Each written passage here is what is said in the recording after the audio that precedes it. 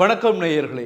2015ஆம் ஆண்டு தனக்கு சொந்தமான டிவைடர் காரில் வந்து இளைஞர்கள் சிலரை கடத்தி சென்று தாக்குதல் நடத்தினார் என்ற சம்பவமும், அதேபோல் ஒரு இளைஞரை கடத்தி சென்று அவரை கொன்றதான குற்றச்சாட்டின் அடிப்படையில் இன்றைய தினம் இலங்கையில் கொழும்பு மேல் நீதிமன்றம் ஒருவருக்கு கடூழிய சிறை தண்டனையை விதித்திருக்கிறது. அது யாருக்கு என்றால் முன்னாள் பாராளுமன்ற உறுப்பினர் ஹிருணிகா பிரேமச்சந்திர.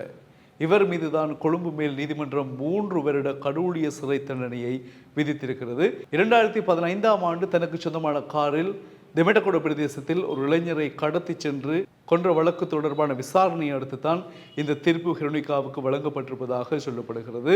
இது சம்பந்தமாக ஹிருணிகா பிரேமச்சந்திரவுக்கு அறிவிக்கப்பட்டது. அவருடைய ஆதரவாளர்கள் 8 பேர் நீதிமன்றம் சென்று குற்றத்தை ஒப்புக்கொண்டிருக்கின்றார்கள். இதையடுத்து அவருக்கான 3 வருட கடூழிய சிறை தண்டனை இவருக்கு வழங்கப்பட்டிருக்கிறது. அது மட்டுமில்லாமல் இவர் மீது 18 குற்றச்சாட்டுகள் சுமத்தப்பட்டிருப்பதாகவும் கொழும்பு மேல் நீதிமன்றம் அறிவித்திருக்கிறது. ஹிருணிகா பிரேமச்சந்திர முன்னாள் பாராளுமன்ற உறுப்பினர் இவ்வாறு பலவிதமான குற்றச்சாட்டுக்களை உடையவர் என்று சொல்லப்பட்டாலும் கூட ஹிருணிகா பிரேமச்சந்திரனுடைய தந்தை கொலை செய்யப்பட்டதற்கு அல்லது அவருடைய இறப்பிற்கு காரணமானவர்கள் இன்னும் தண்டிக்கப்பட்டார்களா, தண்டிக்கப்படவில்லையா? குறிப்பாக துமிந்த சில்வா இப்பொழுது மரண தண்டனை கைதியாக இருந்தார். அதன் பிறகு கோட்டாபய ராஜபக்ச ஜனாதிபதியாக வந்து அரசாங்கத்தை அமைத்த போது துமிந்த சில்வாவிற்கான ஒரு மன்னிப்பு காலம் வழங்கப்பட்டதாகவும் நாங்கள் செய்திகளில் பார்த்திருந்தோம். ஆனால் மீண்டும் ஆட்சி மாறிய பொழுது அவரை மரண தண்டனை கைதியாக அறிவிக்க வேண்டும், அவருக்கு மன்னிப்பு கொடுக்கக்கூடாது என்று பல குரல்கள் இலங்கையில் ஒலித்ததையும் நாங்கள் பார்த்திருந்தோம். எனவே இப்பொழுது தேர்தல் இந்த வருட இறுதியில் நெருங்கிக் கொண்டிருக்கிறது, இலங்கையினுடைய ஜனாதிபதி தேர்தல். இந்த தேர்தல் காலங்களில் மிக முக்கியமான புள்ளிகள் சிலர் இவ்வாறான செய்கைகளில் ஈடுபடலாம், அதாவது இலக்கு வைத்து தூக்கப்படலாம் என்கின்றதான கதைகளும் மக்கள் மத்தியில் சென்று கொண்டிருக்கிறது.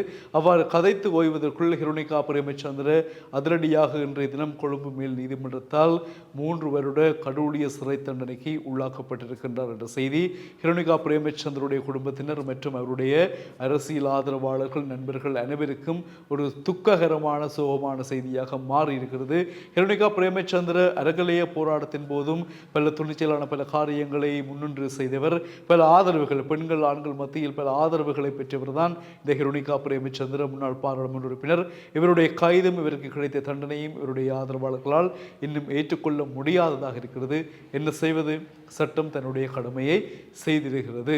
எனவே எல்லோருக்கும் பொதுவான சட்டம், எல்லோருக்கும் சரியான தண்டனைகளை கொடுக்க வேண்டும் என்பதுதான் இலங்கையின் சட்டம். இதில் அவருக்கு அப்படி இவருக்கு இப்படி அல்ல. இலங்கையில் சட்டம் எல்லோருக்கும் ஒரே மாதிரி தான் பயன்படுத்தப்படுகிறது. மீண்டும் சந்திப்போம் உறவுகளே. வணக்கம்.